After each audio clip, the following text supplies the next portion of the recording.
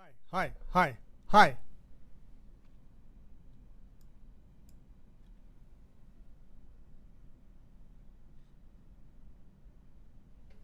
Check.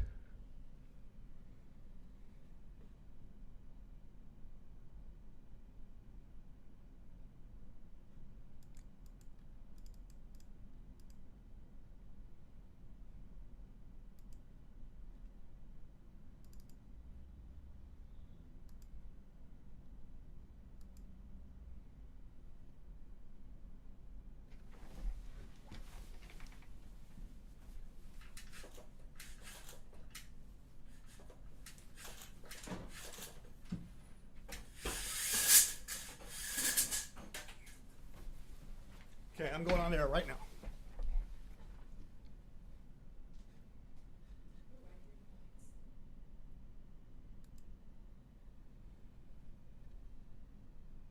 Good evening. I'm Paul Lassigo, Executive Director of the Gene and George Roper Performing Arts Center at Tidewater Community College. On behalf of President Dr. Marcia Constant, our Vice President of Academic Affairs, Dr. Michelle Woodhouse, and the Dean of the Arts and Humanities Pathway, Dr. Carrie Rodnio, welcome to the premiere of Terrence Afer Anderson's, I believe I mispronounced it, Afer Anderson's new film, Cast in History, and the inaugural event of TCC's Arts and Humanities series. My thoughts, my voice, my arts. It's a series of online events. They're free. They're about inequality, social justice, and empowerment during this time of social change. Events will include art exhibits, music, and theatrical performances, lecture and panel discussions, poetry slams, and more.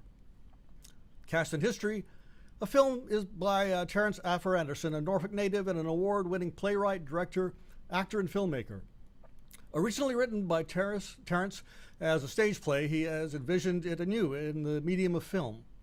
Terrence's direction, combined with Matt Friedman's expert photography and editing, paints a compelling look at 9 of Norfolk, Virginia's heroes, slaves and free blacks who left a remarkable social footprint, reminding us of the important role the city and the region play in American history.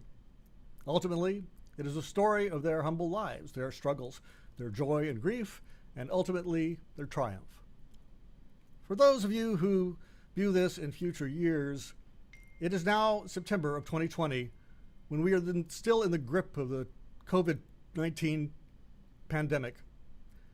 The film is a series of monologues, so we were able to film it on the stage of the Roper Center with strict adherence to current safety guidelines. These are the harsh and dark times, and they have fractured the community of artists, but the creative spirit always finds a way. After the film, we will roll, we will roll the end credits in their entirety. It lasts about 3 minutes. Immediately after, please stay tuned as we'll be streaming an exciting, artist talk back and Q&A, where we will take your comments and questions via the chat box you'll find on your screen. And now, Tidewater Community College presents the Terrence Afer Anderson film, Cast in History.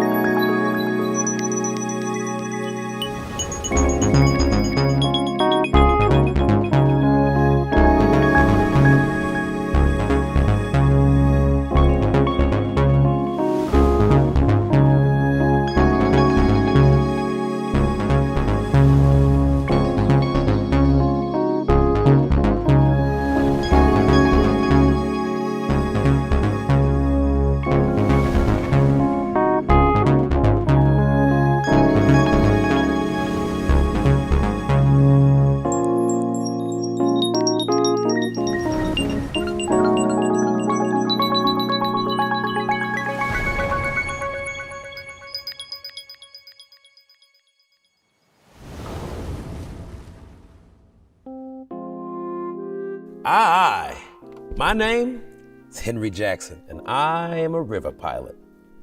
You know, for me, there's nothing like being out in the water in the Norfolk Harbor in the early morning hours, watching the sunrise and the gulls lazily wafting on soft cushions of air and the crisp, cool breeze tickling the hairs on my face. I felt free, alive, at ease, and quite at home.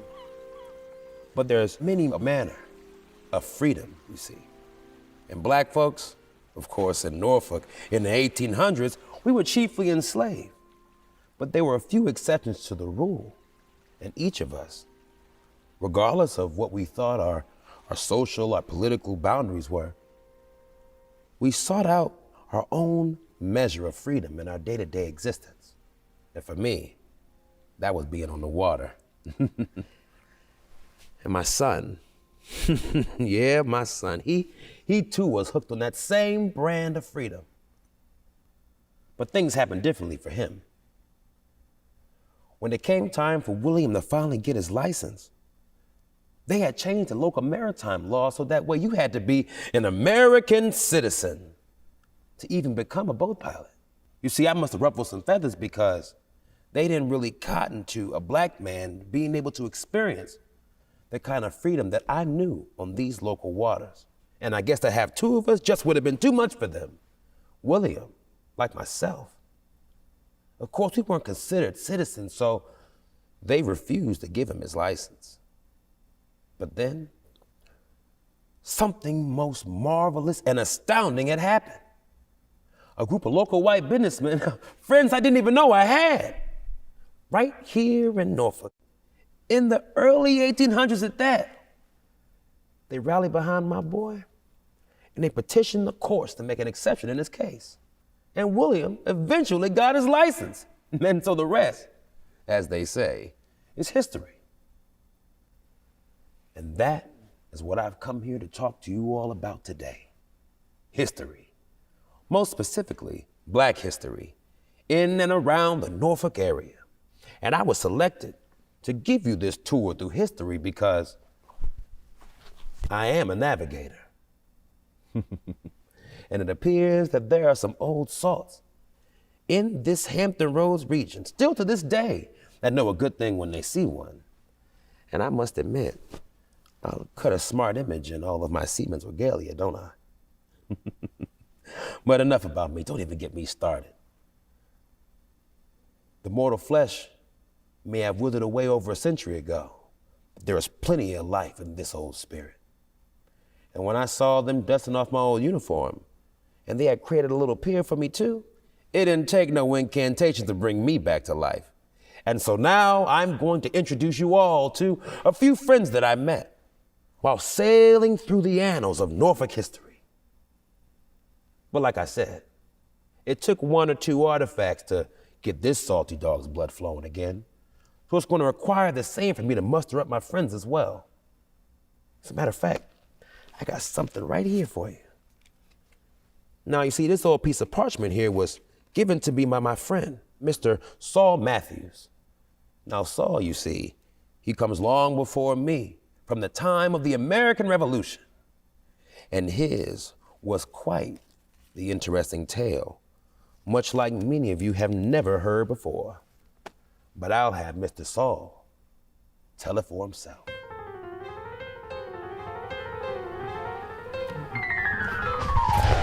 Did you see them? Those dastardly redcoats. They almost figured me out.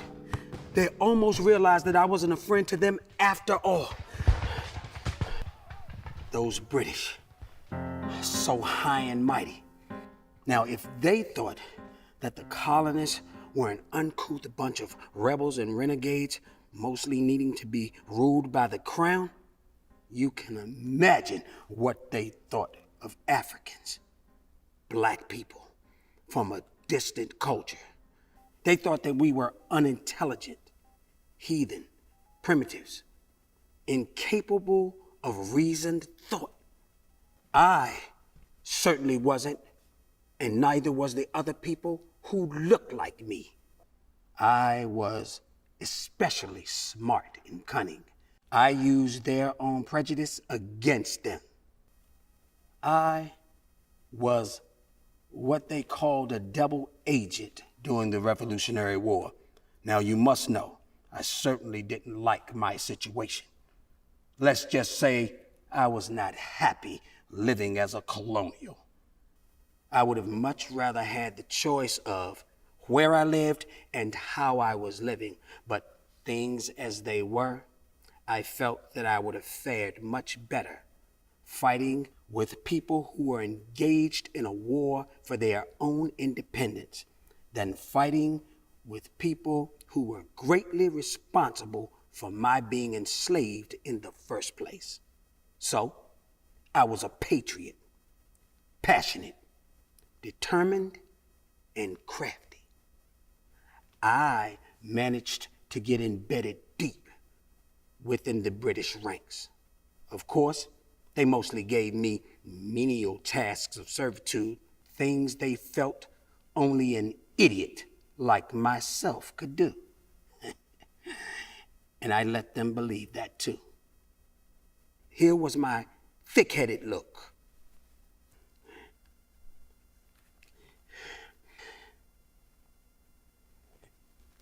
And this was my dim-witted look.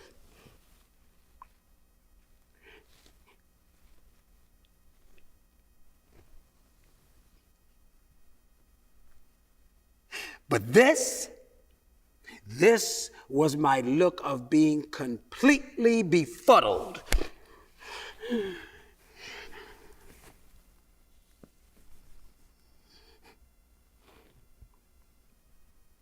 All the time, I was appearing consumed in the consternation of not being able to figure out even the simplest of things. I was making a mental note of what they were doing. I remembered troop locations, the number of troops, and the plans for troop movements. Shucks, if it had been at a different time in a different place, I could have been a military general. You will remember this night as one of my crowning achievements. I learned the location of a large secret British encampment. Heck, I'd been there more than once. Just a few moments ago, I stealthily stole away. I am now on my way to report to my patriot comrades and to guide them well armed with the size of the Redcoat Group, the armament that they have, and their defensive plans. Plans that would do the British no good because they were royally surprised that night. Royally. Get it? Told you I was crafty. Well, if I'm going to get the job done, I'd better scoot along. What will be remembered about the events of this night would otherwise have continued to remain in obscurity if not for a few dedicated historians. But I always knew what happened, and now you know that Saul Matthews really existed.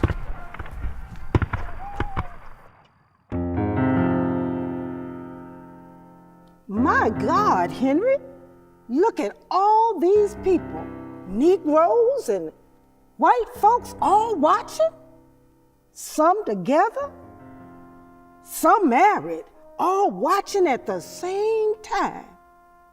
Well, ain't that something? Wasn't sure I'd ever see such a thing. But I tells you, it looks mighty fine. Mighty fine.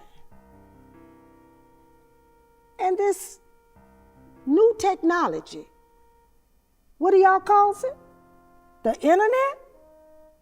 Well, what kind of net is that, and what are you catching? Well, I reckon you done caught me for the time being. I guess I thought that something as beautiful as this would come along someday. People finally getting along as God intended. Took 31 years, but that's kind of the same way it happened for me too. And I tell you, it was a beautiful thing. Yes, a beautiful thing indeed. Lord, listen to me. I was just going on and y'all don't even have a clue who I am, do you? Now, before you go to guessing and get it all wrong, just let me plain tell you. My name is Rachel Collins, and I'm about 60 years old, I guess. Don't know really. Didn't have one of those birth certificates. But I done seen enough sunrises and sunsets to put my age right about 60. Give or take a few years. And the reason Henry Jackson pulled me out of the woodworks was because of something I'd done. And white folks joined in with my cause. Something I'd done in the year 1837. You see, back in 1806, the Virginia General Assembly passed a law that said any free Negro, they called us emancipated back in those days, freed after May 1st of 1806, who remained in the Commonwealth. Don't know why they called it Commonwealth. I sure didn't have any wealth. Well, they said any of us who were free for 1 year or more and continued to live in the state would forfeit our freedom and could be sold by a group called the Overseers of the Poor. Well, 20 years later, the responsibility of selling black folks who didn't leave Virginia, and right here in Norfolk, mind you, was passed on to the sheriff of Norfolk. In 1831, it got even crazier. The law had changed just a bit so that those of us free, emancipated Negroes could be sold at auction. It remained this way until 1837, when the General Assembly had a change of heart. You see, those folks' anger at this madness had been simmering for 31 years. All that time, plenty of black folks had submitted petitions for exception from that law. And even though a good portion of us had white folks sign the petition, it took over 3 decades for them folks up in Richmond to get the message. Now, in 1837, the Virginia legislature was saying that any slave emancipated since May 1st of 1806 could apply to the local court to get permission to stay in Virginia. Now, one of the first to do so was a black man by the name of Aki White. Ain't that something? A black man named White was the first one to get permission to stay in Virginia. Now, I was one of them that came shortly thereafter, but it weren't easy. You see, you had to prove that you made extraordinary contribution to Norfolk Borough, and you had to have a lot of white support. Me, my claim to fame took place during the War of 1812.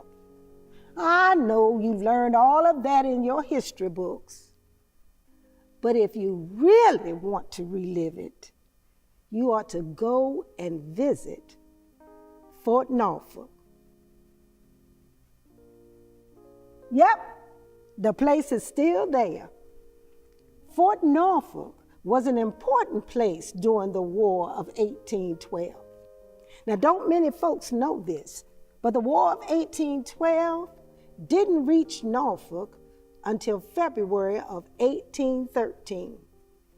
I used to cook for them soldier boys. I also helped them find housing. But the thing I'm most remembered for was taking care of them when they were sick. They must have really appreciated that. Because when that 1837 law was passed, and I submitted my own petition. 15 of those soldier boys petitioned the General Assembly on my behalf. They said, and I quote, "By her services as a cook, washerwoman, nurse, and her overall good conduct, she has secured the goodwill and confidence of all." Unquote. So there. Now you have something new you can put in those history books about Norfolk and the War of 1812. Rachel Collins was there, and I comes back to make sure y'all knows it. Lord, listen to me. See, I told you I could go on and on and on. Good thing those boys didn't put that in their petition. Look, I gotta skedaddle, but I'll see you again. Maybe in 200 years or so. Lord, can you imagine how old I'll be then? And what in the world kind of internets will y'all have? Downright scary to a 19th century beauty queen. Bye, y'all.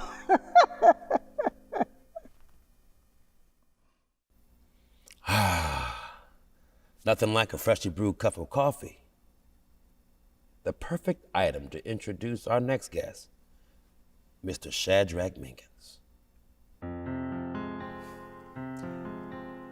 You know, I guess I've always been acquainted with coffee houses and restaurants and such.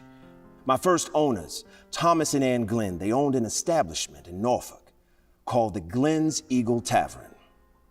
After the death of the Glenns, many of their slaves as part of the estate were hired out while the Glenn's children grew up. And I was sold to another business owner, store owner Martha Hutchings. As luck would have it, the Hutchings business failed, and I was sold again. There was an advertisement on the door of the Norfolk courthouse. The date was July 18th, 1849. And I was to be auctioned off alongside another woman they called Hester and her two children, Jim and Imogene. Chattel is what they called us, but I was not chattel, and I had grown desperately weary of being considered so. Perhaps this was the result of Mr. Daniel Webster's visit to Norfolk from Boston earlier that year.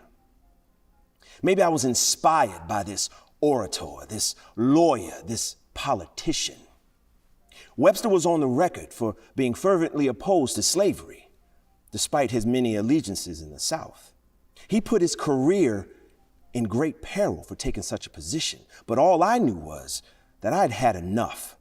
And if the great Daniel Webster could put himself in jeopardy in defense of enslaved people, I could do my part to help.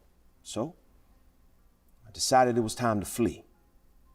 And Boston sounded nice. So I hatched my plan to embark on the Underground Railroad.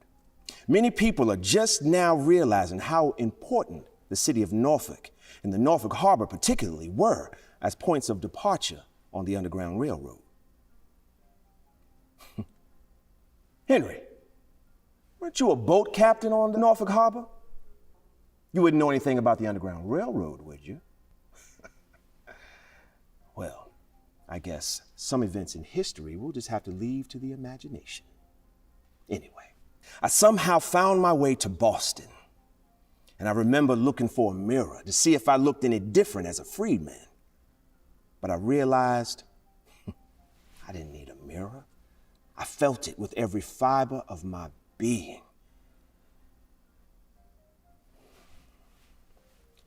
That freedom only lasted 18 months.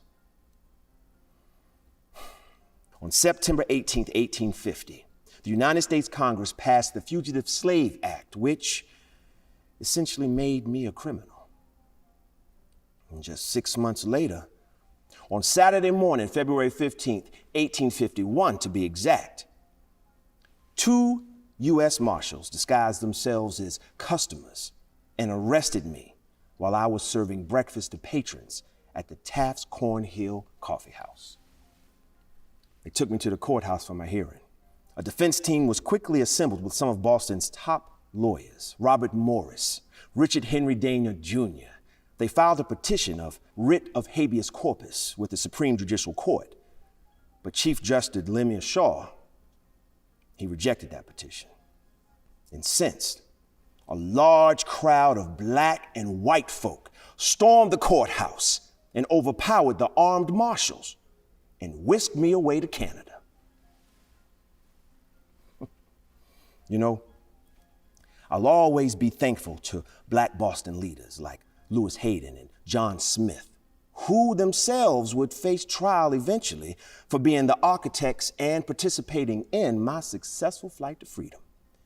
Their indictments would be handed down by President Millard Fillmore himself, but they were later acquitted.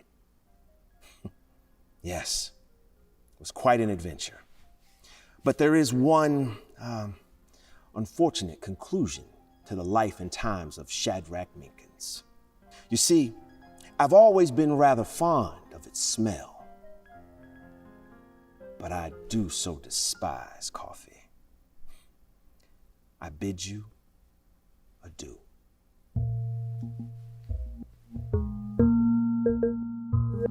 Can you believe it? They're talking about me. They're talking about me. At least, I believe they're talking about me. You know, I can't read, but they was pointing to these words right here. Jon Jones, a mulatto slave employed by Mrs. O'Brien and Quick. That's me. Calling me some kind of hero. All because I was doing what I was supposed to be doing. I drives a hearse. And during the yellow fever epidemic that hit Norfolk in 1855, I was a busy somebody, let me tell you. I reckon this here article in the Richmond Daily Dispatch is a fitting example of just how bad that yellow fever thing was. Newspapers in this area couldn't print because folks, their own workers included, was getting sick and dying all over the place. Why, for a time, they even had to move the Norfolk Customs House to Hampton. Anyways, here in Norfolk, it was worse than that COVID-19 pandemic y'all been dealing with. Folks was dying in numbers like 40 to 50 people a day. Now that's a considerable amount of people going to meet their maker, especially when you consider that the population in Norfolk back in 1855 was only 20,000 people. In other words, the whole of Norfolk could fit in 2 of your harbor parks. Yes, sir. Folks are dropping like flies, and that keeps a hearse driver one busy somebody. Of course, I wasn't the only hearse driver, but other folks had fallen ill, had died, or just left the city. People were leaving Norfolk like folks jumping off of a sinking ship, but I remained dutiful and faithful to my duties. Like a captain, you might say I was going down with the ship. Guess that's why they fashioned me as some sort of hero. Speaking of ships, some folks say that's what brought the yellow fever to town. There was an old steamer ship by the name of the Ben Franklin. The ship docked in Norfolk on June 6, 1855. It had come in from St. Thomas in the Virgin Islands. Now, being from St. Thomas, which by some definition at the time was a somewhat uncivilized place, the ship was quarantined for 13 days. Then they let it go to Gosport Shipyard for repairs. Now, you have to understand that 2 folks died on board Old Ben during a voyage to Norfolk. But a Dr. Fenner, who hailed out of New Orleans, said that of them 2 folks that died, one had a bad ticker, and the other died from just plain old exhaustion. But on July 8th, the Ben Franklin was quarantined again because someone was discovered to have the yellow fever. Curious thing though, 9 days earlier, the death of a Portsmouth woman by the name of Mrs. Fox was determined by a Dr. Schofield as the black vomit, otherwise known as the yellow fever. They couldn't make any real connection to the Ben Franklin, except in that a small creek next to Mrs. Fox's farm emptied into the waters where Old Ben was anchored. Anyways, despite all of our prayers and best efforts, the yellow fever spread to Norfolk on July 28th. Then on July 30th, it hit Barry's Row, a place already full of the destitute and misfortunate with a vengeance. After that, the whole of Norfolk was ravaged. And as I said before, I was a busy somebody. Folks said this newspaper here said that I was faithful, unweary, highly important. Don't know that I was much light though. That's because night and day, you could hear the wheels of my old horse-drawn buggy rattling through the rickety cobblestone streets. Every time folks heard me, they knew I was toting some poor soul off to the cemetery. I knew they wondered who it was this time. Was it their minister? That little red-haired boy who lived down the street? Maybe it was that old washerwoman, Sal. Or maybe it was the uncle, daughter, or nephew who died the night before. Still, no one would help old Jon Jones. People were scared, but I was plenty scared too. Yet plenty of times, I was toting them old coffins off on my hearse all by my lonesome. Before it was all done, I transported some 500 people to their final resting places. People called my buggy the car of death. White folks surprised me though. Because I had been such a good and faithful servant, they said that if I survived the black vomit, they'd offer to pay for my freedom. Well, to everyone's surprise, I did survive. And to my own surprise, they kept their word. But as Rachel already told you, Virginia law back in those days said that any freed slave had to leave the state or risk being enslaved again if they stayed here for more than a year after being set free. Hell, I couldn't leave Norfolk. I wanted my freedom for sure, but I had survived the yellow fever. Couldn't nothing that any man could do beat me down then. Besides, I was a bona fide hero. I'm gonna turn things back over to old Henry. Oh, Henry? Oh, Henry. Hey, didn't they name some kind of confectionery after you? Listen, people, I've sat in the shadows over the year and I've seen so many disturbing yet marvelous and wondrous things happen right here in Norfolk. Y'all take care of her now, you hear? If something like the yellow fever can't take her out, she can survive anything. This is old Jon Jones, driver of the car of death, riding back into the afterlife.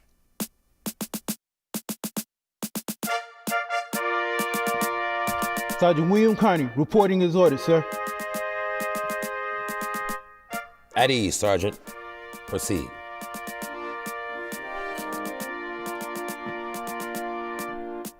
Tell me, do I look like Denzel Washington to you?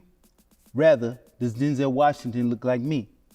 You see, that actor Denzel appeared in one of them moving picture things called Glory, which included a bit of my story.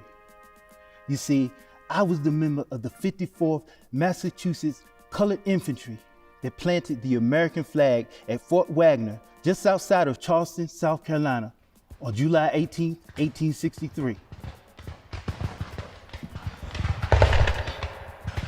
Does that look familiar? Now, many of you may not know this, but I was born in Norfolk, Virginia on February 29th, 1840. Yep, it was a leap year. And a short 23 years later, I leapt right into the pages of history. Not so much for planting the flag at Fort Wagner, but for what happened later as a result of that event. You see, I was the first Black American to receive the Congressional Medal of Honor, an award that I was so very proud to receive.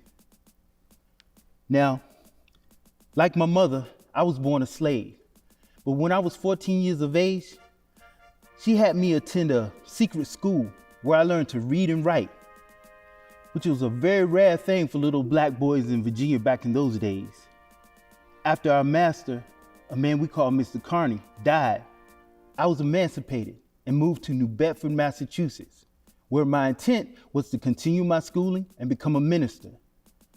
But following President Lincoln's Emancipation Proclamation on January 1st, 1863, I decided that I could best serve my God by serving my country and my oppressed brothers. So I joined the Union Army, and I was assigned to 54th Massachusetts Colored Infantry, Company C. As night began to fall that day at Fort Wagner, the order was given for us to advance upon the thickly walled fort. The 600 men of the 54th rose to the call as gallantly as any company in the Union Army. In describing the all-Black federal units, General Ullman later said, quote, "They are far more earnest than we, They know the deep state they have in the issue. Bullets were flying everywhere. My buddy, Sergeant John Wall, was a color bearer, and he had been taken down by a bullet. But before that flag could hit the ground, I tossed my rifle aside and grabbed it, making myself vulnerable to gunfire. Sure enough, I was hit. I took one in the leg, but I was determined. Defiantly, I raised the flag high and continued the advance until I reached the fort. Exhausted and in great pain, I looked around victoriously. But that was when I realized that all of the guys that had been racing up the hill with me had fallen to wounds or to that dreadful Grim Reaper. I was all alone, just me and Old Glory. Then I saw another group of boys coming up toward me. So I raised the colors high and proudly.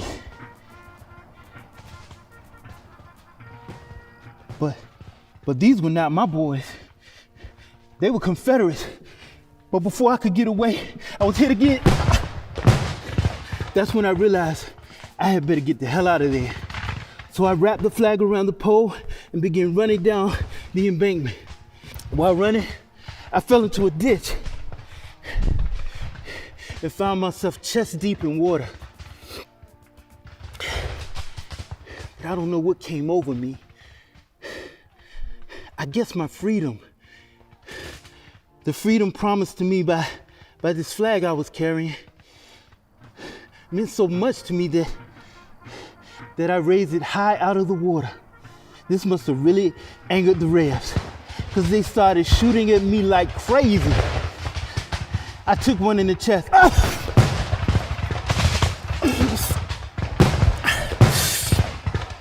And then another in my right arm.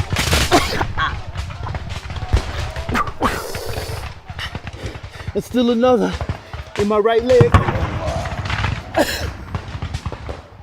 But I was just as crazy as them boys, you see, because I refused to give up. Then a member of the 100th New York, who was retreating, reached down and tried to carry the flag for me. I told him no one but a member of the 54th should carry the colors. I paid dearly for my defiance, though. Another bullet grazed my head. But I had made it this far. The hell if we and Carney was gonna give up. Eventually, I made it to safety. After finally allowing myself to collapse on the ground, all of my comrades circled about me. All I could say was, boys, I only did my duty. This flag never touched the ground.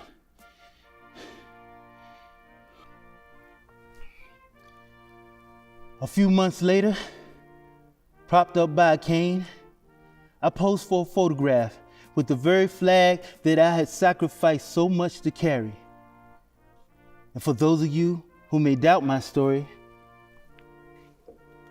here's that photograph now.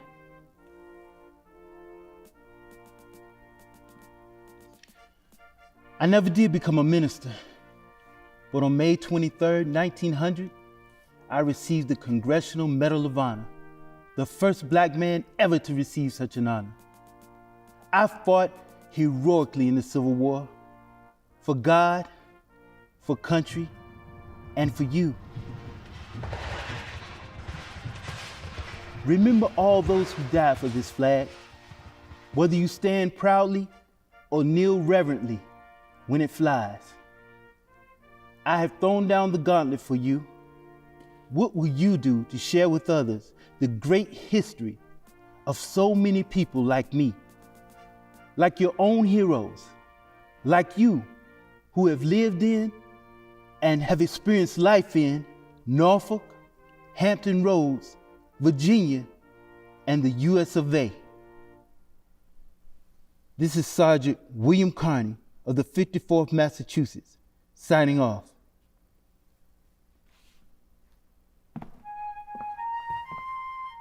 Now that is a handsome man. But not as handsome as you are, Henry. Well, aren't you going to introduce me? Oh, now, Mary, you and I both know that you are quite capable of introducing yourself. And wait, isn't it true that you had audience with the U.S. Secretary of the Navy during the Civil War? Now, that's quite an astounding feat, especially for an anonymous domestic. I guess I was pretty amazing now, wasn't I? You sure were. So why don't you introduce yourself to these fine people out here? It is my pleasure.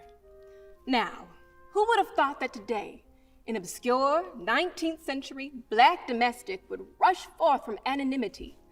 To some of you, the name Mary Lou Vester may sound vaguely familiar. But what I did during the Civil War will most likely be known by an even smaller number. I compromised the crowning achievement of the Confederacy. You see, like Saul Matthews, whom you may have heard was a double agent during the Revolutionary War, I came to be known as a spy during that great Civil War. Yes, my story is full of intrigue and espionage, and is fraught with danger. You may say that the punctuation mark of my story took place in the port of Hampton Roads on March 9th of 1862. Now, does that date sound familiar? Well, it should. That was the famous Battle of the Ironclads. That's right, the Monitor versus the Merrimac, which took place in waters not far from where I stand right now, on Granby Street in Norfolk, at the Jean and George Roper Performing Arts Center, Tidewater Community College. But there may be some things about that famous battle that you just don't know. Did you know, for instance, that there were no winners? And did you know that the Merrimac was originally a United States ship and not a Confederate States ship? And did you know that the correct name of that battle should have been the Monitor versus the Virginia? Well, that's because the original Merrimac, which is spelled with a K, by the way, M-E-R-R-I-M-A-C-K, had been burnt and sunk a year earlier in an abandoned Norfolk naval shipyard. She was found by a small group of surprised Virginians on April 21st of 1861, and she was raised only 2 months later on June 23rd. The Secretary of the Confederate Navy, Mr. S.R. Mallory, ordered that she be converted into an ironclad based on plans by Lieutenant J.M. Brooke. Now, that's where I came in. While they were busy converting the Merrimac into the Virginia, I was able to steal away with information on her construction. And I took that information all the way up to Washington, D.C., and gave it to the Secretary of the United States Navy, Mr. Gideon Welles. Now, that had to be over 150 years ago. And to tell you the truth, I can't remember everything that I shared with Secretary Welles, but I do know this. The Virginia's hull was 275 feet long, and she had a roof made of iron and wood that was 160 feet long.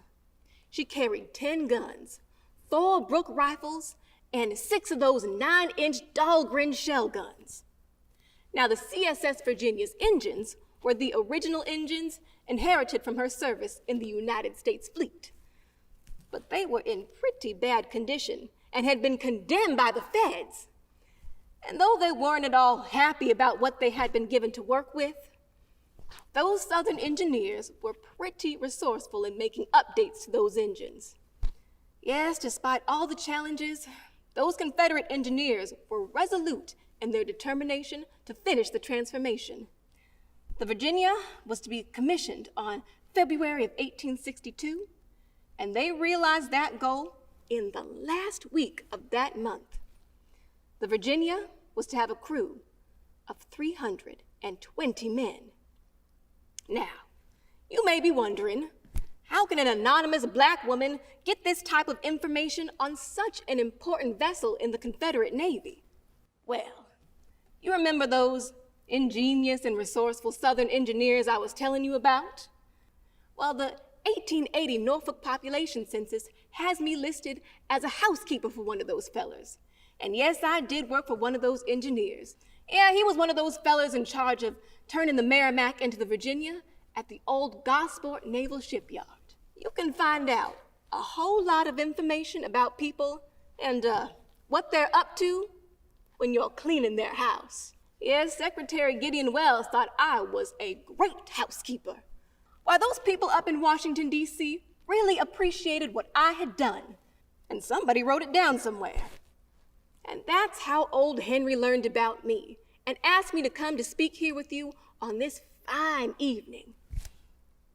Now, you women folk out there, you make sure your girls know the stories of women like me and Rachel Collins. You know as well as I do, when history is told, sometimes it's told from the male perspective. It is called his story, ain't it? But you just remember, it's the women folk who are more concerned with the doing and less concerned with the recognition. But I must say, it does feel mighty good that so many people today are learning about what I did so many years ago. I bet you have some women in your own life, in your own family perhaps, who have gone on before you and have some pretty important stories to tell. Well, why don't you go and shake up the roots of your family tree a bit? You never know what you'll find, and those roots might not be buried as deep as you think. And you just remember what old Mary Lou Vesture says. You never know what you'll find when you clean up around the house. Or, excuse me, you'll be surprised what you find when you dust the corridors of time.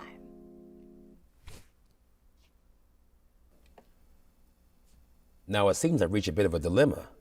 Now, I'm not really sure by what name to introduce our next guest from the past. I guess we're going to have to let him explain himself. Good evening, my esteemed friends. I am Sam Nixon. Pardon me. Let me try that again. Good evening, my esteemed friends. I am Thomas Baine. You see, I can use either name because I am the same person. I am once Sam Nixon and Thomas Baine. That's because my life is divided into before New Bedford, Massachusetts, and after New Bedford, Massachusetts. Now, let me explain. You see, as an adult slave, my master was a man who, despite my position of servitude, saw me as a man of some intelligence. Now, he was a dentist, and eventually he entrusted me with the accounts of his practice. And then he gave me a gift. My master taught me dentistry. And before I knew it, I was making house calls to the white folks down there at the Port of Norfolk. Now, you should have saw the looks on some of those people's faces when I showed up. I'm sure that most of those folks forgot they even had a toothache when they saw me. But that's okay, because you know that physical pain will sometimes make you do anything.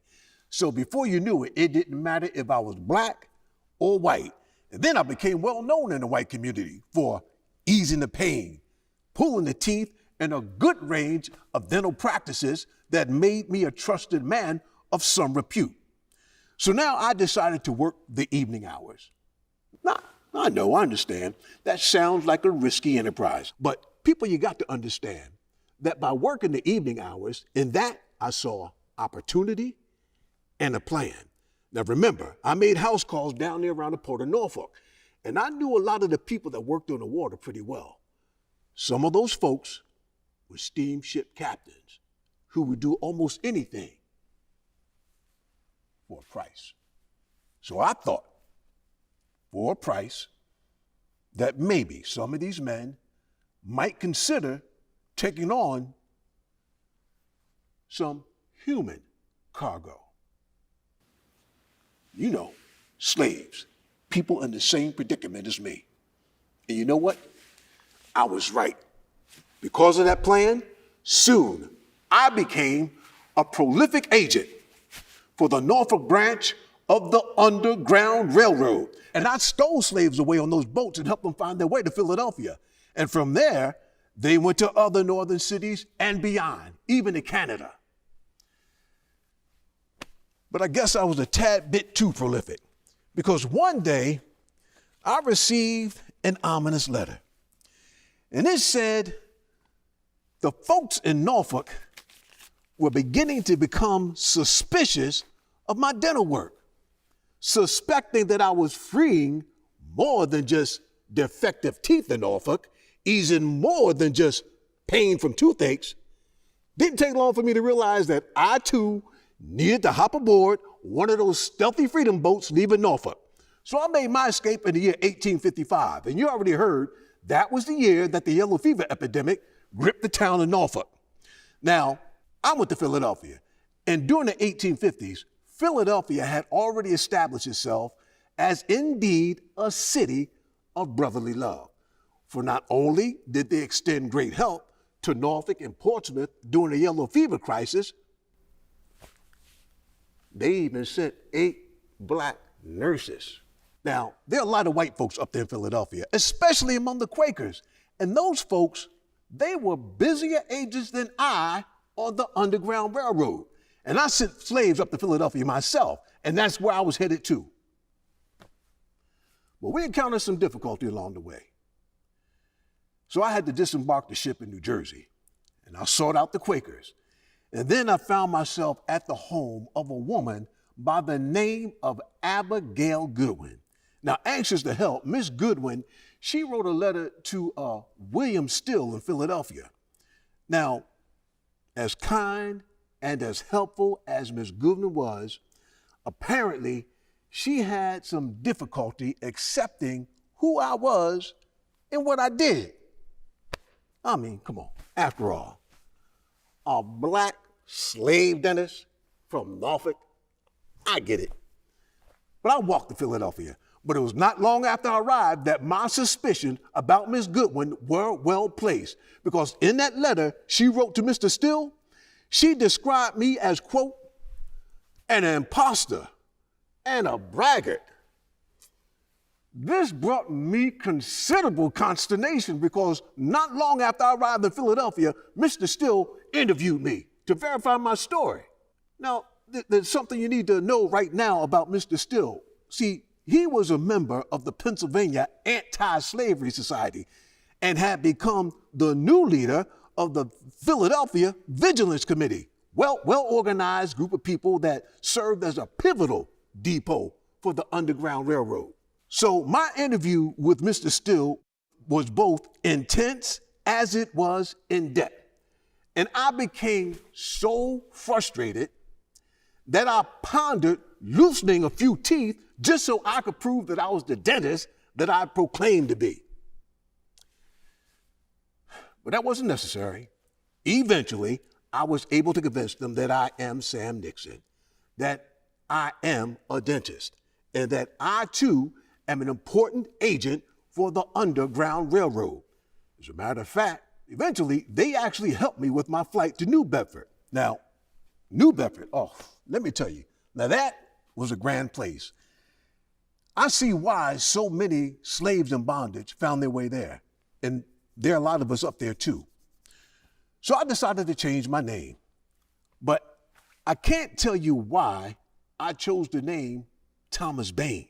But it does have a certain ring to it, doesn't it? Thomas Baine, the Negro fixer of dental pain. I know. But anyway, after I changed my name, I decided to open up my dental practice, and the folks with the Philadelphia Vigilance Committee, they stayed in touch with me while I lived in New Bedford. They even sent me medical journals and some other items that would help me along with my practice. And I became very successful in New Bedford. In 1860, I was elected to the town council. So now, armed with a new name and the experience of running a successful business, I decided to move back to Norfolk after the Civil War. Now, especially in the beginning, everything went well. I became a prominent citizen. I was a leader in the Republican Party, and I even ran for Congress. And then, in 1867, I was elected to the Virginia Constitutional Convention.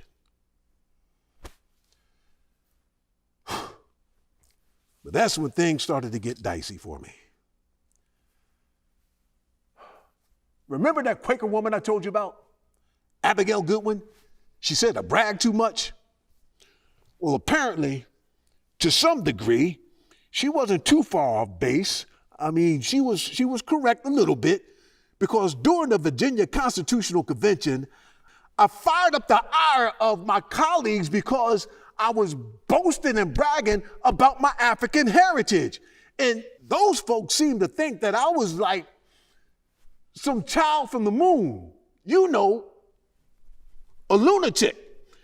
And what made it so bad is that their wild summations about my mental state were prophetic. But what you got to understand, people, is that the extraordinary stresses in my life, the pressures of the early days of being some oddity in Norfolk, the pressures of being a Negro dentist with white clientele, the pressures of being a prolific agent on the Underground Railroad, the pressures of being, in the early stages, Sam Nixon, and then later on, Thomas Baine, the pressures and the fallout of passionately helping the downtrodden and the disadvantaged, that all just took a toll on me. In the waning years of my life, I became a resident in the Central State Mental Hospital, Petersburg, Virginia.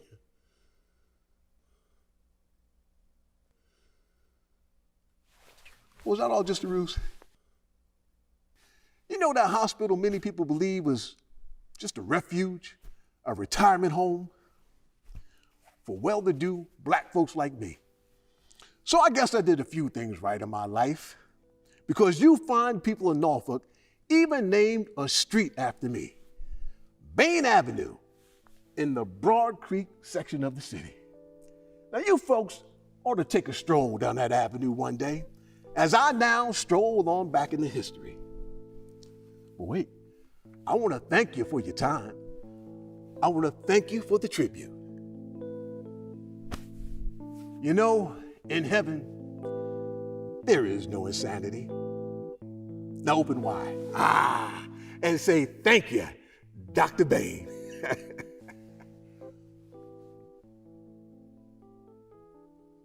You know, ladies and gentlemen, sometimes when you're trying to relax on the buoyant waves of history, the sky is darkened by the civil turmoils of your day. But thankfully, there always seems to come along a beacon, a bright light of hope. And one such beacon on the national stage is Dr. Martin Luther King Jr., a great civil rights leader. But here in Norfolk, we also have a lot of folks that were in the civil rights movement. Folks who embodied the prevailing spirit of black people who were determined to share the same kind of rights as their white brethren. Such a leader is Miss Vivian Carter Mason, a very fine and dignified lady, and a woman who I am very honored to introduce to you all this evening.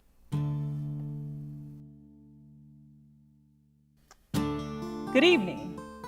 Yes, I am Vivian Carter Mason. It doesn't seem so long ago that I crossed that magnificent bar to eternal life. But I must tell you, I miss you all in Norfolk terribly. There are plenty of you that still remember me and remember me fondly. There are a few of you out there, of course, who love me, folks that I myself love dearly. For me, my very own son, W.T. Mother loves you, dear. I am so proud of you, and I know that you too are proud of the legacy that I worked so tirelessly to leave. You see, as Henry has suggested here, there are some of you who view me as Norfolk's version of an impassioned civil rights worker. If that is your pleasure, I am so very honored. But allow me to explain to those who don't recall or know Vivian Carter Mason and why I am seen in such an honored light. I don't like to talk about myself much, but in the spirit of this grand observance of African American history, please allow me to just share with you some of the things that I was involved in and some of my perspectives of the goings on that took place in our fair city. My own loving parents inspired within me a high sense of fair play and equity for all of God's people. Though I had calm demeanor and composure, I was dogged in my pursuits of equity, especially when my very own people have been historically disadvantaged. Well, I began those pursuits in Norfolk in 1945. I became co-founder of the Women's Council for Interracial Cooperation, and my life in Norfolk seemed to embark on a very defined course.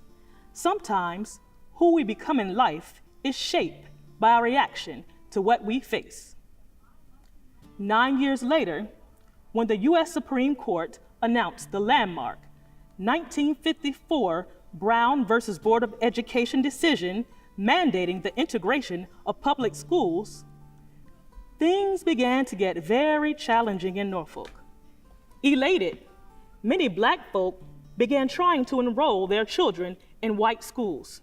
At one point, 300 school children were trying to enroll, but they had to endure the unfair scrutiny of the Norfolk public school system at that time. Eventually, using prejudice practices, that number dwindled down to 17 young people, youth who would become known as the Norfolk 17. However, in September of 1958, when those excited and anxious young people appeared on the steps of Norview High School, they were not allowed to enter. This was as a result of a law passed by the Virginia Assembly that would later become known as massive resistance. The result was that all of Norfolk's white public high schools closed for 6 months, one full semester, rather than allowing Black children to enter. During this time, I, along with other local Black folk, created a makeshift school at First Baptist Church. But in the beginning of the winter semester of 1959, after much discord, massive resistance succumbed to great local pressure, especially that of businessmen. I am indeed proud to have the pleasure and the honor of escorting Miss Betty Jean Reed into Granby High School. Later, I became the only African American member of the Norfolk School Board. Well, there are many other memories of my civil rights work in Norfolk, and you all have flattered me with the creation of the Vivian C. Mason Technology Center at the corner of Olney Road and Church Street. What a great honor. And just in case you want someone to name another building after, the W.T. Mason building sounds just fine to me. Ain't that right, baby? Thank you for your time this evening. Well, everyone, that concludes our presentation. I hope you've enjoyed this memorable cruise through Norfolk's African American history, as it has been a pleasure for me to serve you as your captain. And I hope you enjoyed this cruise from every port of call to every portal of time that we have visited. But one last question. How will you be cast in history? All ashore that's going ashore.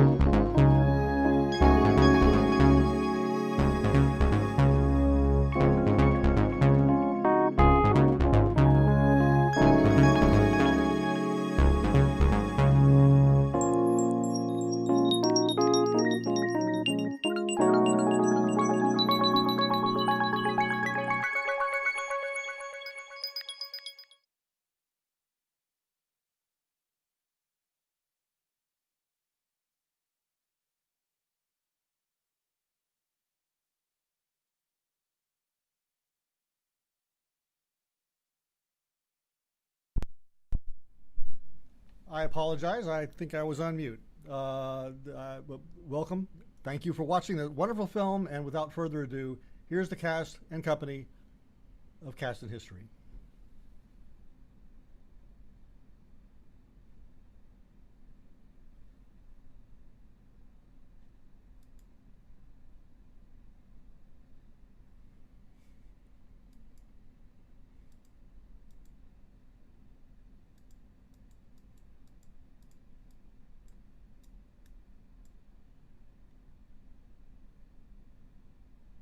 Pardon me.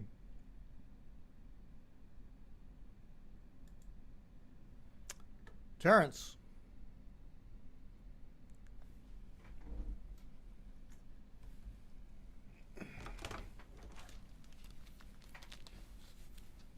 I can't hear you. I apologize. I'm a one-man band here. First of all, congratulations on this motion picture. You have done a wonderful job. You've been a friend and artistic collaborator with me for many years, and you always pull it off terrifically, and this is one more time.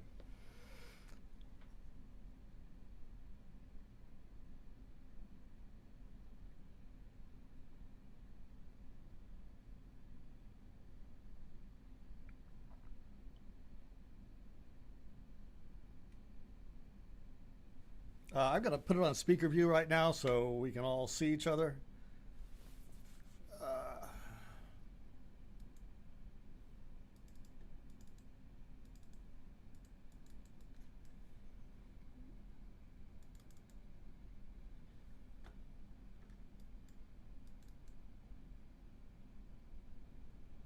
Okay, in that case, I am just going to keep my mouth shut and let you guys go.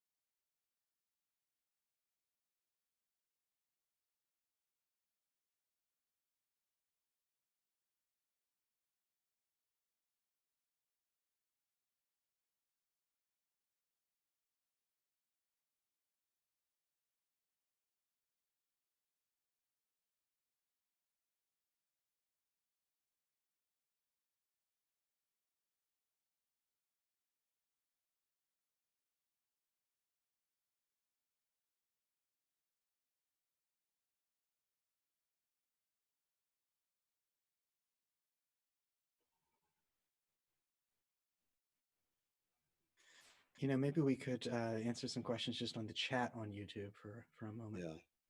Yeah. Is everybody on the YouTube page as well? Why don't you just weigh in and introduce yourselves on the chat for now until he gets it? This is the YouTube chat that I see with all the. Oh, no, wait, I'm getting audio now through YouTube. This might be fixed.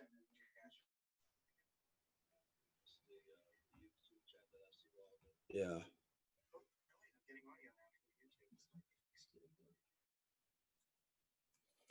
Okay, guys, it looks like we are good for audio. So, Terrence, if you want to take Okay. over again and sort of begin introducing everybody from the top, that would Yeah. probably be great. Thanks, guys, everybody, for being patient. Okay, guys, we're sorry for the audio issue that we had. I believe it's fixed now, and several folks have been texting me. If you can hear me, please send me a text. Seems like it is fixed.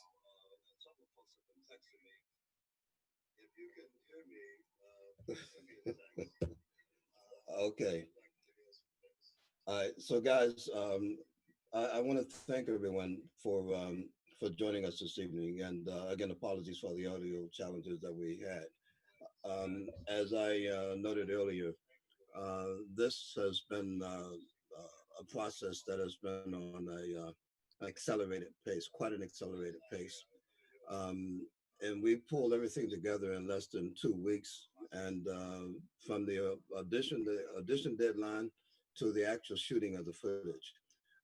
And again, that's a pretty amazing feat for some under 2 weeks. And then we went into post production, what we call post production, which is editing.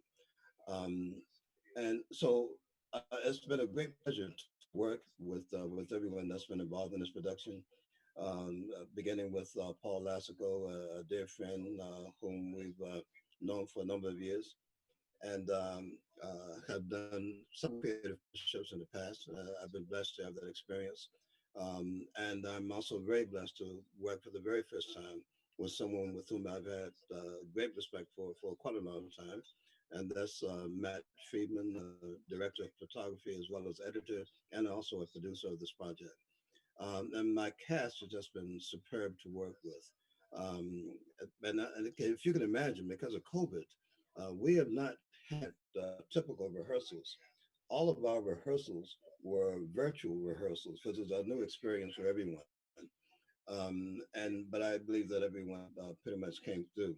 So what I'd like to do at this point is introduce the members of the cast.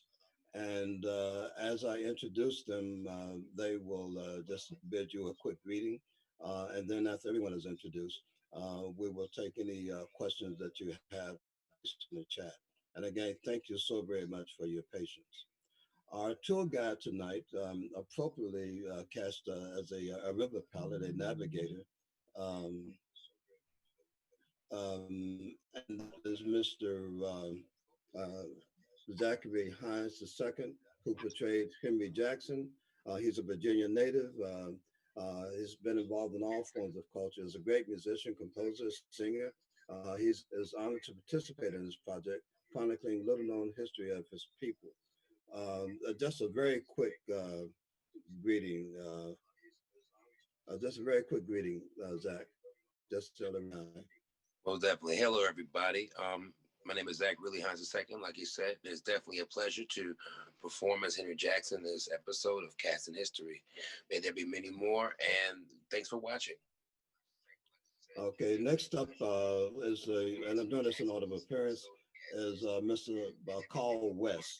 Carl West is not available in the Zoom this evening, but he portrayed Saul Matthews. Carl says, "I love the art of acting."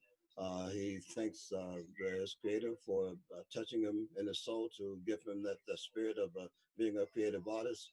And says playing Saul Matthews has given me a greater respect for what my people had to endure and to survive. He says, "I am proud to stand on the shoulders of Mr. Saul Matthews." Next up is a high school chum of mine, someone that I've known for quite a while, Miss Tonette Schultz-Wilder. We went to I.C. Northam High School, the only real high school in the state of Virginia. We graduated together, and She is a gifted actress. Tonette showed Wilder. She developed a love for theater as a young child, performing in plays in elementary school. She also has a passion that is consumed her through junior high school and senior high school. She enjoys bringing different characters to life and telling their stories. And she's performed with several productions at Norfolk State University and a number of community productions as well. And Tonette, if you could please say hi. Grace and peace to everyone out there. As Terrence said, my name is Tonette Choate Wilder, and I just love theater and love the fact that people enjoy watching. Okay, I'm getting prompts.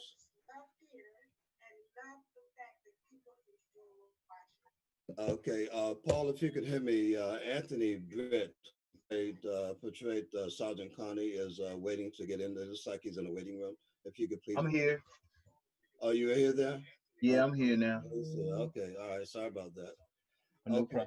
problem. Next up is Mr. Kwame Rakes, who portrayed Shadrach Menkens. Kwame played the leading role in my film, The Black Walnut, which explores African American prostate cancer disparity. He also appeared in the domestic violence film, Cycle, which is currently streaming on Amazon Prime. And he has appeared in TV One's Thou Shalt Not. Kwame, if you could please say hi to everyone very quickly. Hey, hello, everybody. Thanks for watching.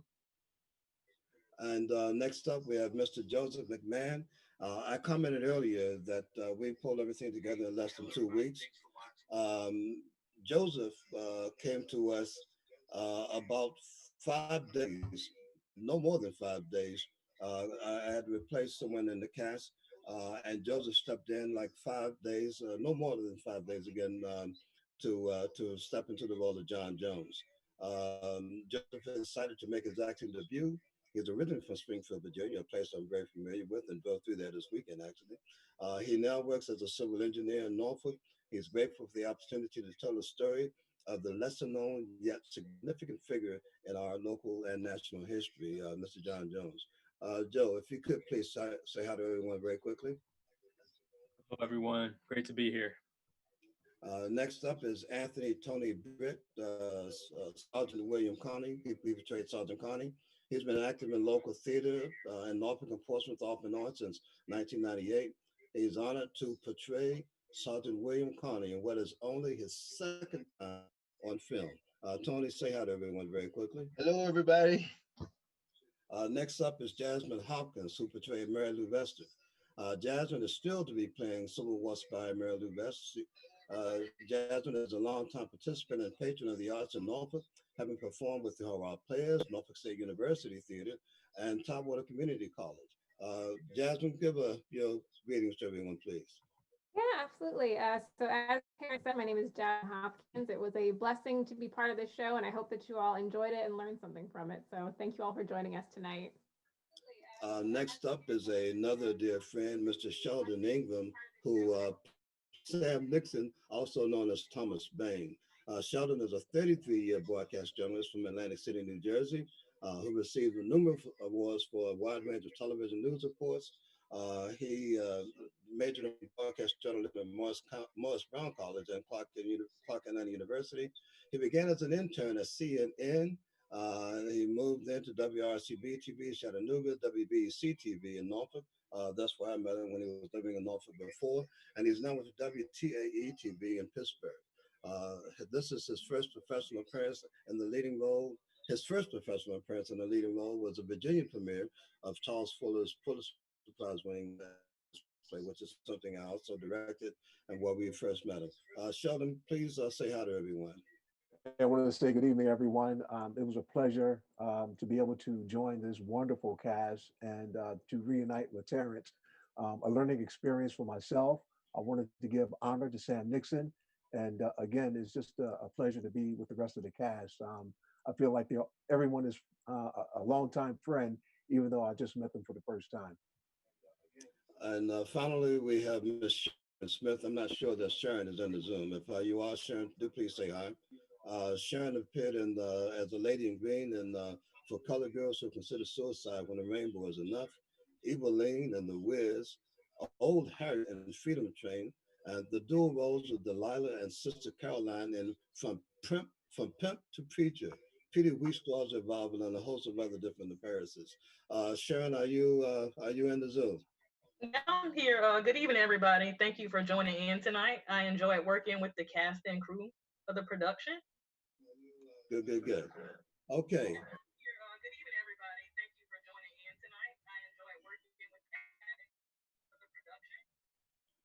Okay, guys, we're getting some good feedback. And before we go any further, I'd like to, for Matt, please say something, Matt. It's been a pleasure working with you, sir. Hello, Terrence. Yeah, it's been wonderful working with you too. Terrence and I have actually worked in a lot of the same theaters over the years, but never at the same time. Very true. I've seen a lot of his work, like the Murder of Emmett Till is just riveting if you've never seen it. And so it was really just a real honor to be asked to kind of help tell these stories. As it is for me, sir, to work with you. Paul, you wanted to moderate any questions that we have from the audience? I'm getting text messages as well as chat messages.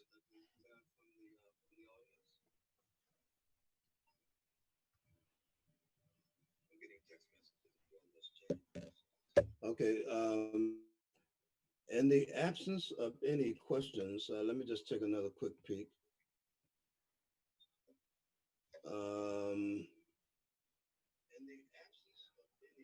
Okay, so Miss, and I hope you don't mind my calling names, but well, Miss Francis Jackson says, "Show brought me to tears." Catherine McMahon, Joe says, "Not bad for a civil engineer." And Ella Denby echoed those sentiments, saying, "Not bad at all." Okay, Zachary Hines Sr., thanks for the experience. Truly enjoyed the performance. Miracle Dudley has 3 hands raised. And just got a text from my nephew, excellent work. Someone by the name of Righteous Solar, excellent show, extraordinary information. I've learned so much. Leah Hagedorn, this is great. Wondering if the author would talk a bit about how he chose people to portray and how he did the research. Again, I was commissioned by the city of Norfolk to write this play back in 2005. And for research, I used several people, 2 very dear friends, both history professors at Norfolk State University, Cassandra Newby Alexander and Mr. Tommy Bozier. Tommy Bozier is retired, but as I know Tommy, he suffers from the same affliction as I do, where I continue working.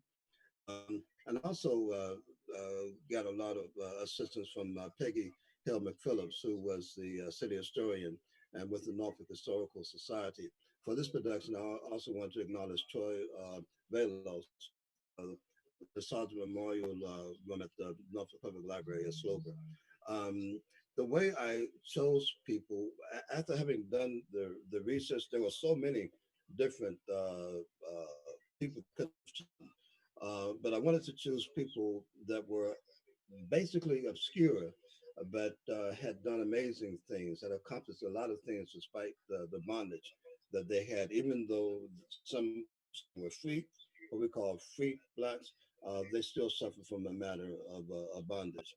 And the original production also featured the Golden Gate Quartet, as well as Bishop Daddy Grace. And honestly, I would tell you that this is not the last time that you will see some of these characters. So I hope you're pleased to hear that. How many cameras did it take to film? 1 cameraman, and that cameraman, again, was our director of photography. He used a couple of different cameras. Do you want to respond to that a bit more, Matt? Yeah, for this one, I used Canon 70Ds, and I also had one of them on a gimbal. And so for the movement shots and the side shots, that was this kind of a setup here, just like a little steady cam. And then there was one that was on a tripod at all times. And it was edited together to look like there were multiple cameras simultaneously, but it was only one or two at a time in real life. So it was a real challenge, you know. But it's just DSLR cameras, so they're not like the top of the line height of modern filmmaking. We just had to kind of improvise and get things done in a hurry, and DSLRs are really great for that, you know, for kind of run and gun style of filmmaking. But they do have drawbacks, you know, like there's some focus issues and things like that that sometimes hard to work around in a limited space with limited time to prepare. But you know, I think we did an okay job of dealing with it. Okay, I don't see any other questions or comments. Let me see if there was something before folks could not get the audio. See, great job, Jasmine. Um, something Kendall Bunch said, "Bravo, Uncle." Um, let's see here. We got a lot of very positive comments, guys. So excited for this and Tonette show. Uh, bu- bu- bu- bu- bu. Very exciting. Some good stuff.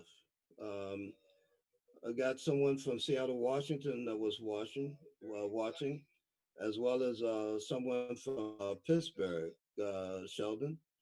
Um, we see several comments about Rachel Collins being awesome. A bunch of hands and the applause icon emoji. Amazing job. I know that hearse driver, Joe. um, okay.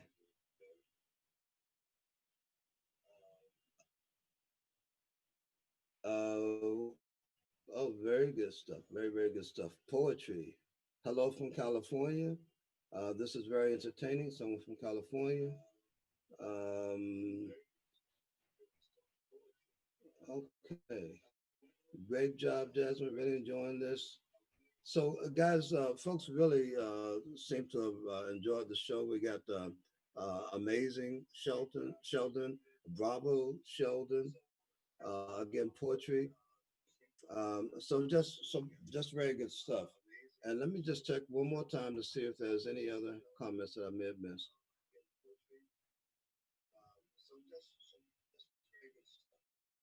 Okay. Good job, Matt, with the editing. Good editing. Sheldon, you show such great passion in your role. What was it that motivated you to embrace the role?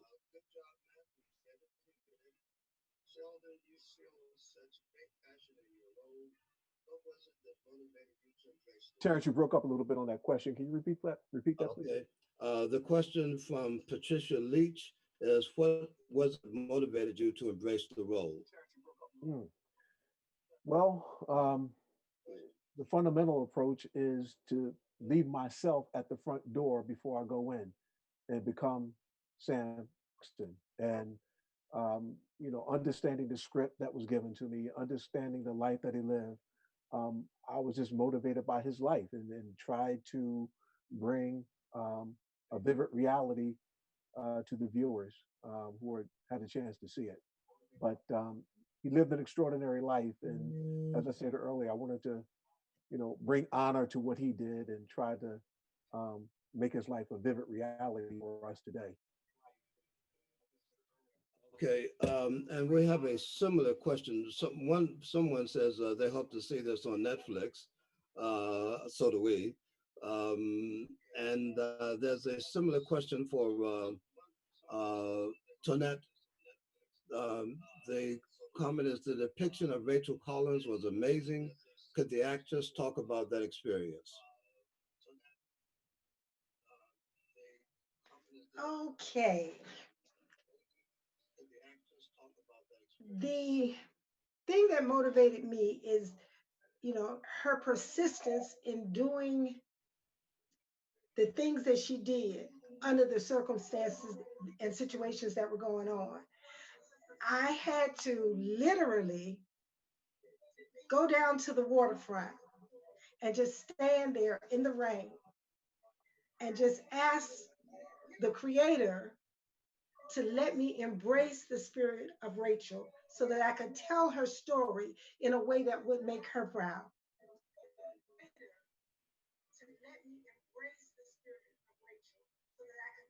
And I just felt like Rachel was speaking through me. Very nicely stated. Guys, I gave each of you an opportunity to bid your greetings. How about quickly, you're just talking about your experience. What was it like for you? And let's just do it in order of appearance as best we can.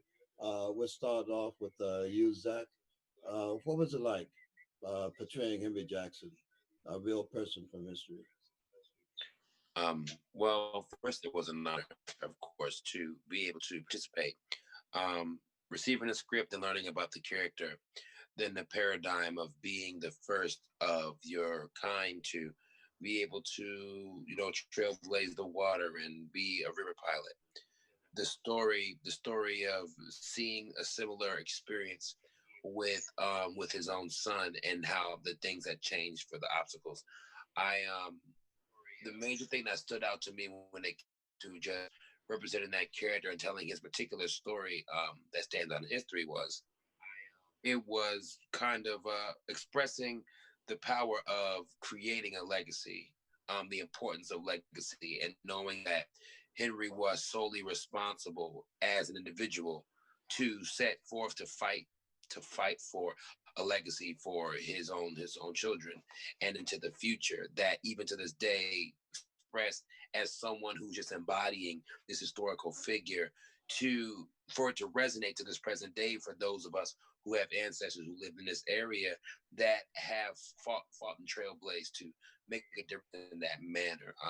Just kind of a resonant vibration that I think that comes through reading the script and doing the research and experience. Thank you, sir. And Rachel Collins, again, to have Paul with us this evening. Tonette, how about Rachel Collins? Well, you kind of commented on that, didn't you? Yes, I did. And one of the other things that truly amazed me with her and kind of made me embrace her even more was the fact that here she was looking at something that she didn't think she would ever see. People getting along the way God intended.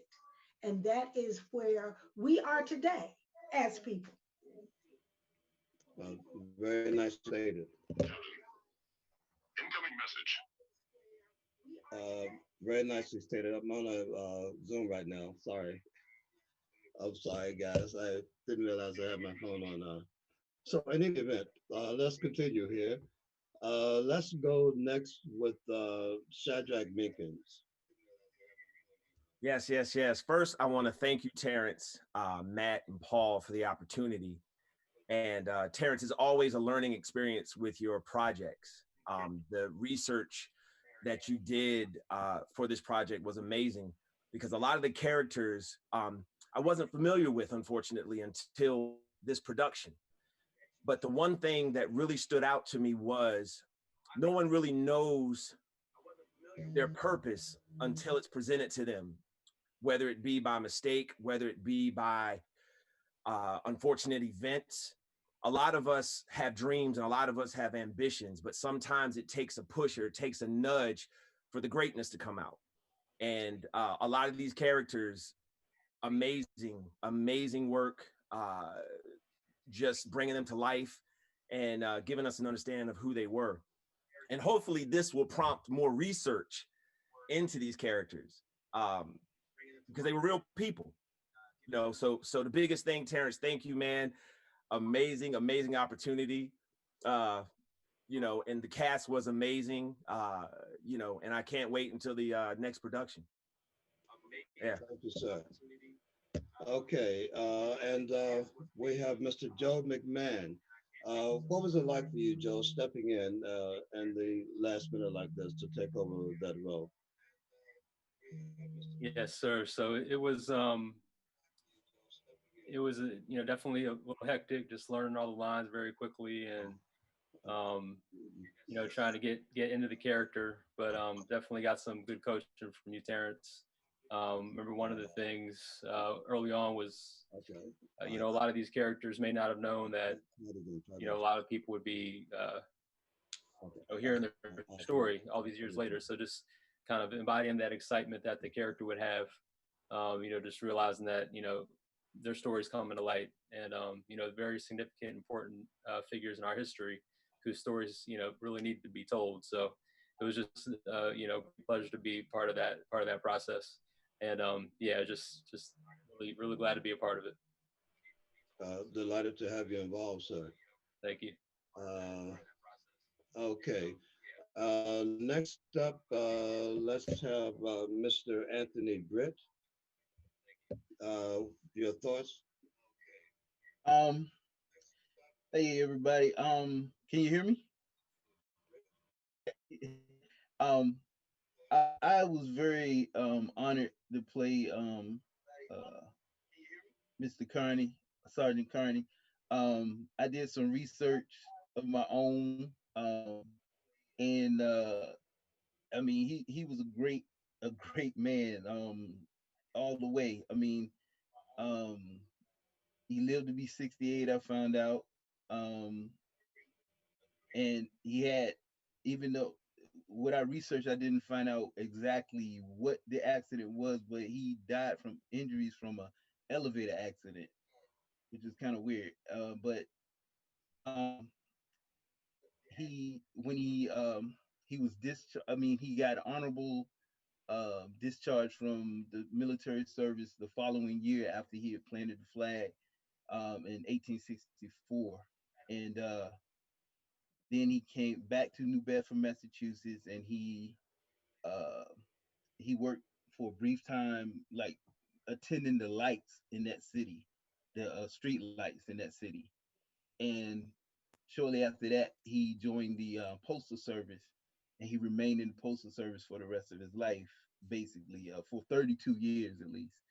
So he also, when he died, they I think it was, I don't know if it was the mayor or the governor, but they had the flag half staff for him, which is like they hadn't done for anybody but people in the in politics, people, mayors and governors and stuff like that. They had never done that for anybody before. So this was a great dude. So I feel very honored that I got a chance to portray him. Okay, thank you so very much, guys. We're going to run out of time. I need to ask you the remaining ones, please, to be brief. And if someone could send that link to call Wes, I can't find it right now because I'm kind of multitasking. If someone could just email that Zoom link to call so you can join us. So next up, we have Miss Jasmine Hopkins, who portrayed Mary Lou Vester. What was that experience like for you, Jasmine? And tell us a little bit briefly about what the research done beyond my own direction. Yeah, absolutely. So I think I want to echo what my castmates have said, and that it was honestly an honor to be part of the show, to learn and to work with you and Matt and Paul. As you know, as a Black person, as a Black, it's always very emotional when you're getting into shows like this and researching these things. But I found books about her, The Treason of Mary Lou Vester. I also, of course, did some research and just personal conversation and rehearsal with you, Terrence, which as Kwame said, is always a great learning experience with you. You have very educational shows. And I think that it was just really an honor to learn about somebody whose shoulders, I'm standing on, and just to kind of look into them and things like that. And I think that what really stood out to me with her was her bravery in wanting to do the right thing and really going the extra mile to put herself in danger for the greater good. So it was definitely an honorable and a great learning experience. Well, thank you, my dear, for your great work. And Sheldon Ingram as Sam Nixon and Thomas Baine. Yeah. Well, from a learning standpoint, Sam Nixon was he was savvy, he was courageous. In our modern day vernacular, Sam Nixon had a side hustle going on, and so he was taught dentistry, but he had the courage and the nerve to use that as leverage to help put slaves on the Underground Railroad. So he was slick. He was a slick guy, and as you do your research on Sam Nixon, you realize that I don't know if he was a little bit off or eccentric, a little bit crazy, but he just had so much going on. A friend texted me and told me that she laughed and cried about the Sam Nixon story. And so, from a technical standpoint, in terms of acting, as I said to you, Terrence, in our private conversations, that monologue has such a wide range to play with. And as an actor, um, I mean, that was like your playhouse. I mean, you can go anywhere and have fun portraying the role of Sam Nixon. And his life was so vivid, so much energy. And the challenge for me was to play that out accurately. And yeah, just to play it out accurately and bring it to life, as I said a little bit earlier. You did a great job, sir. You did a very good job. And Sharon, a former student of mine, your thoughts, Sharon, on the process of portraying? Yes. First of all, it was an honor and a privilege to portray Miss Vivian Carter Mason. And one of the interesting facts that I discovered during my research that she not only was she the founder of the International Council for Interracial Cooperation, she was also a president of the National Council for Negro Women, founded by Mary McLeod Bethune. And I was familiar with the Norfolk 17 story because one of my church members was a member of the Norfolk 17, and I was very enlightened by how Miss Mason continued to educate the African American students while the Norfolk public school system was closed. Yes. That church member just happens to be my cousin, of course, Patricia Turner. Ladies and gentlemen, we are about to wind down now. I want to thank all of you for joining us. It looks like some difficulty getting in, and I'm sorry I couldn't multitask to assist him at this point.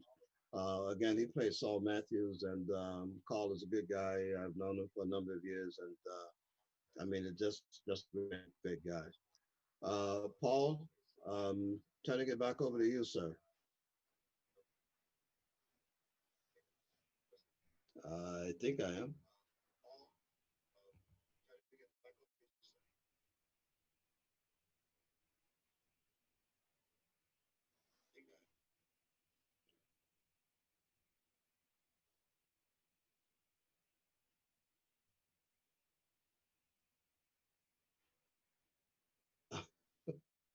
It just ended.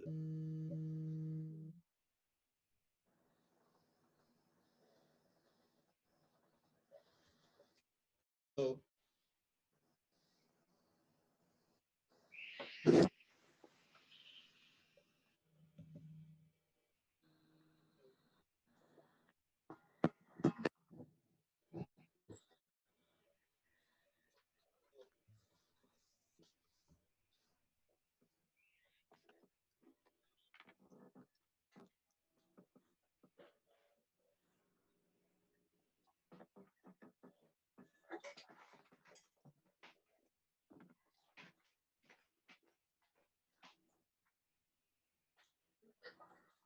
Paul, are you there?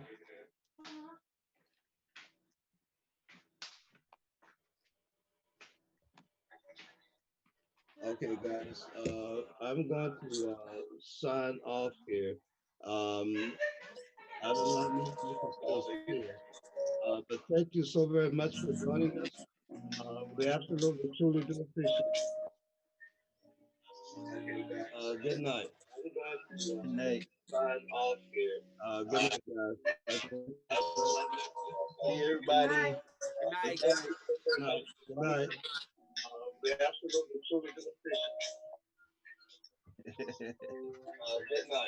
night.